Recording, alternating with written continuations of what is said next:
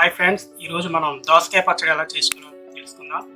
మనకి ఇందులో కావాల్సిన పదార్థాలు నేను ఇక్కడ పెట్టాను, మీకు తెలిసే ఉంటుంది, కానీ నేను మళ్ళీ మీకు ఒకసారి చెప్తాను.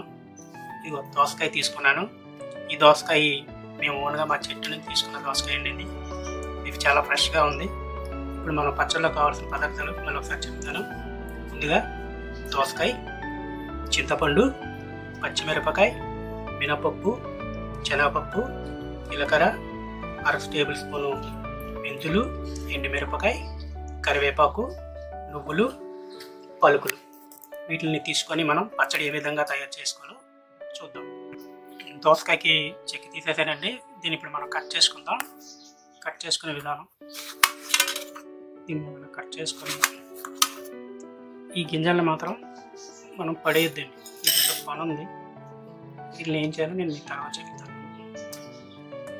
గింజలన్నీ తీసేద్దాం.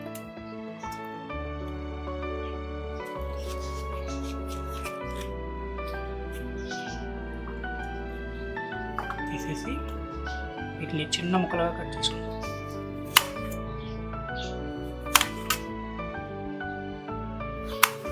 అవి పెద్దగా కాదండి, చిన్న ముక్కలుగా కట్ చేసుకుందాం.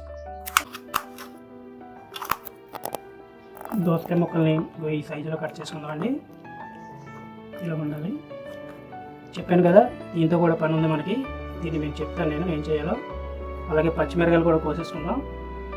కోసుకున్న తర్వాత డైరెక్ట్గా వంటగదిలోకి వెళ్ళిపోదాం. ఇప్పుడు మనం పొయ్యి మీద బాండీ పెట్టుకున్నాం కదండి, దాంట్లో 2 టేబుల్ స్పూన్ల దాకా ఆయిల్ వేసుకుందాం. ఆయిల్ వేసుకున్న తర్వాత ఆయిల్ కొంచెం వేడెక్కిన తర్వాత 1 టేబుల్ స్పూన్ మినపప్పు, 1 టేబుల్ స్పూన్ పలుకులు, 1 టేబుల్ స్పూన్ శనగపప్పు, 1/2 టేబుల్ స్పూన్ ఆవాలు, 1/2 టేబుల్ స్పూన్ మెంతులు,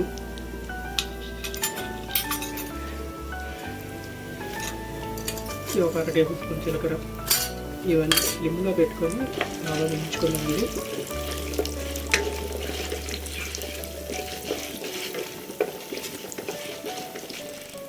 మనకి పలుకులు బాగా వేగాయండి.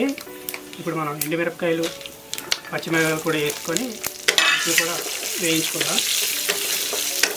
ఇప్పుడు కొంచెం ఇలాగా వేసుకున్నాం కదండి. ఇప్పుడు కొంచెం నువ్వులు కూడా 1 టేబుల్ స్పూన్ దాకా వేసుకోండి.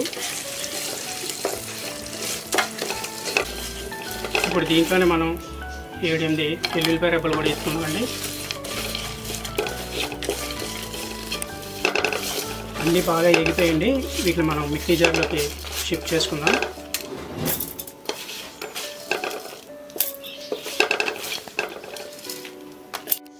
ఈ వేయించుకునేవన్నీ మనం బాగా చల్లారిన తర్వాత మిక్సీలో వేసుకున్నాం కదండి.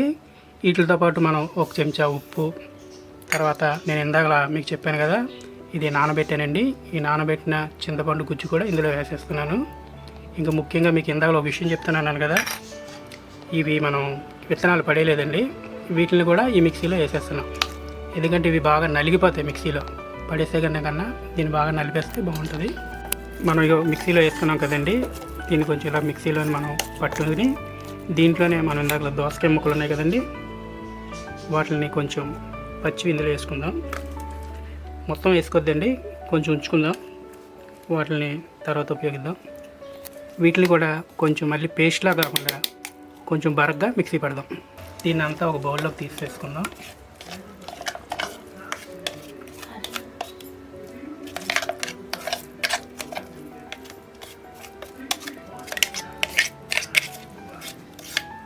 బౌల్లోకి తీసుకున్నాం కదా, దీంట్లోనే మనం చెప్పాను కదా ముక్కలు పక్కన పెట్టుకోమని, వాటిని కూడా ఇందులో వేసేద్దాం.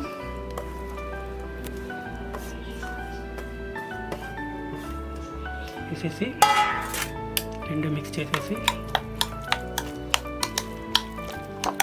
ఈ ముక్కలు ఇలా ఉండడం వల్ల మనకి పచ్చి పచ్చిగా తగులుతుంటుంది, చాలా టేస్ట్గా ఉంటుంది. ఇంకా ఆఖరి ఘట్టానికి వెళ్ళిపోదాం.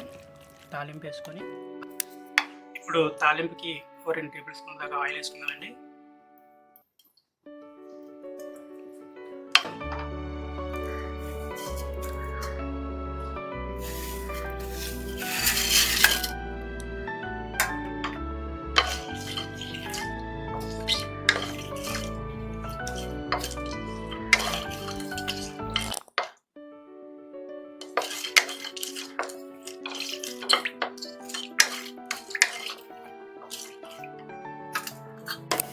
దీంట్లోనే కొంచెం ఇంగువ కూడా వేసుకున్నాం అండి, టేస్ట్ బాగుంటుంది. కరివేపాకు కూడా వేసేసుకున్నాం.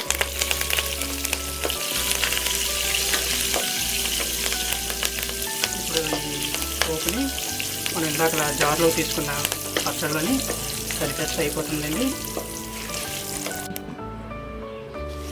తాలింపు బిందులు వేసేసామండి, వేసేసి చక్కగా కలుపుకుందాం.